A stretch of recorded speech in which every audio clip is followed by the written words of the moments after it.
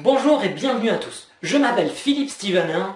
Je suis heureux et impatient de vous retrouver pour la suite de cette vidéo sur le rosier sauvage, aussi appelé l'églantier.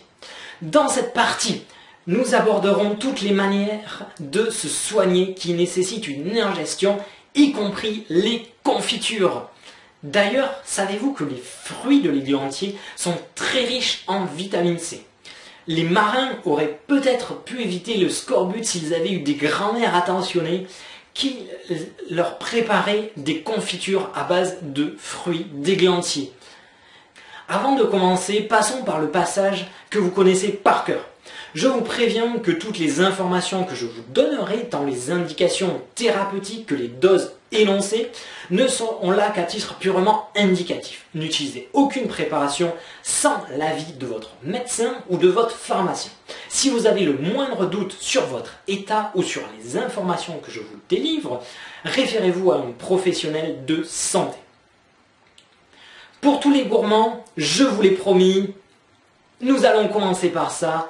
Nous allons commencer tout de suite par les recettes les plus délicieuses. Youpi!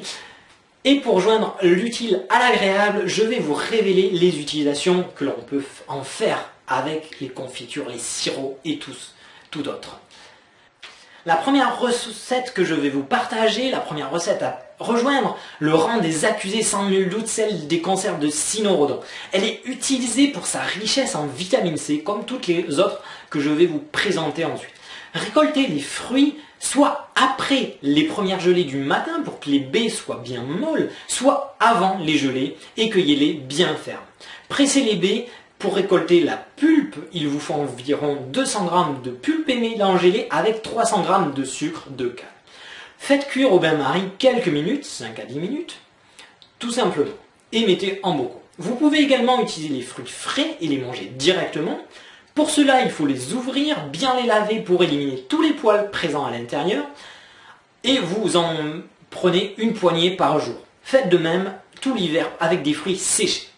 Maintenant, apprenez à faire du sirop de cynorhodon pour donner une saveur agréable aux médicaments rebutants. J'ai vraiment l'impression de me transformer en cuisinier dans cette vidéo aujourd'hui, c'est assez étrange.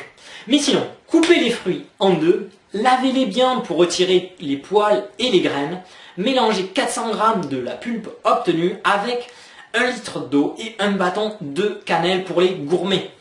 Cuisez le tout environ 30 minutes. Enlevez le bâton de cannelle et mixez le mélange.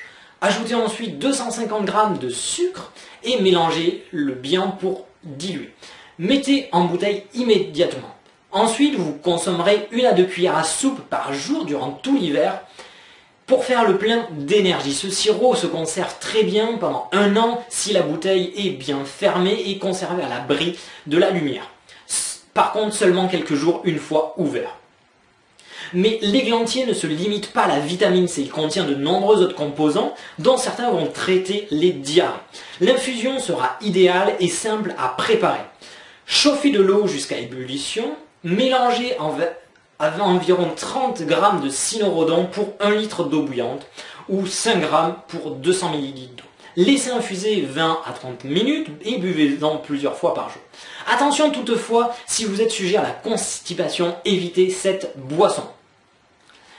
Les feuilles et les racines sont également très efficaces dans le cadre du traitement contre les diarrhées et les gastro-entérites. Incorporez 100 g de racines et ou de feuilles pour 1,5 litre d'eau. Faites bouillir jusqu'à réduction de la préparation à 1 litre et consommez plusieurs tasses par jour. Dernière préparation, il s'agit de mélanger 10 à 15 g de cynorhodon pour 200 ml d'eau. Portez à ébullition 3 minutes, laissez refroidir 3 heures, filtrez, ajoutez du miel pour améliorer le goût et buvez 3 tasses par jour maximum. Par contre, la décoction ne se conservera qu'un seul jour. J'ai trouvé dans des livres une vieille recette pour lutter contre la rage.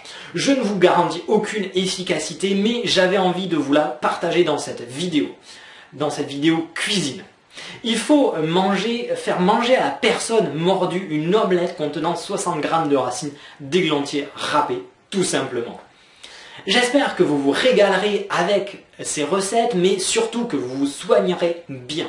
La prochaine fois, j'inviterai votre plante favorite. Vous savez, l'adorable petite feuille qui vous brûle dès que vous la touchez. Encore une fois, merci d'avoir regardé cette vidéo. N'hésitez pas à la partager si elle vous a plu. Laissez-moi un commentaire juste en dessous.